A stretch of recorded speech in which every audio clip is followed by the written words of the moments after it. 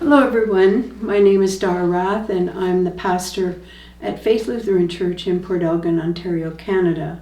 And each week I bring you a story that takes about 5 minutes to watch, written by some famous authors. Sometimes they're funny and sometimes they're just something to think about. So here's a wonderful story. I love this story. It's written by Sabrina Forrest. One night, Sabrina, headed to Minnesota, was stranded in New York's John F. Kennedy International Airport. Her Friday flight, which had been scheduled to leave at midnight, was delayed 3 times.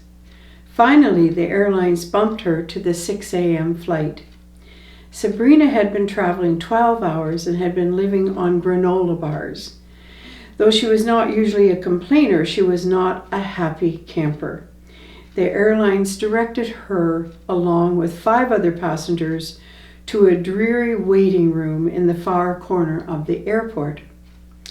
The other passengers included a quiet woman in a hijab, her 4-year-old daughter, a teenager listening to music through a headset, and a heavy-set man with stern eyebrows, and a young man in a startling pink suit. After 30 minutes, Sabrina heard the little girl say, "Mama, I'm hungry." The mother said something to the little girl and put her finger to the lips to silence her. "But I have $3, replied the little girl. Suddenly, the man with the severe eyebrows said, "I got cash. How's pizza sound? My granddaughters can't go a day without it." Well, everyone agreed that pizza would be great. "With extra cheese," said the teenager. And soon 2 extra cheese pizzas arrived, and everyone helped themselves. Soon, everyone was sharing their stories. The woman in the hijab turned out to be a gynecologist.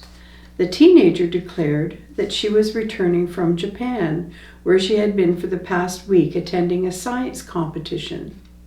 She told the group that one day she hoped to find the cure for Alzheimer's. The man with the stern eyebrows said, "You better, for my wife has not recognized me for years." The 4-year-old said that she would find a cure too, or maybe train horses. Well, everyone laughed at that. The man in the pink suit said he was going to meet Ryan's parents, and he was not sure they would like him. When Sabrina asked who Ryan was, the man in the pink suit said Ryan was his fiancé. The eyebrow man put his hand gently on Ryan's shoulder and said, "If they love their son, they'll learn to be happy."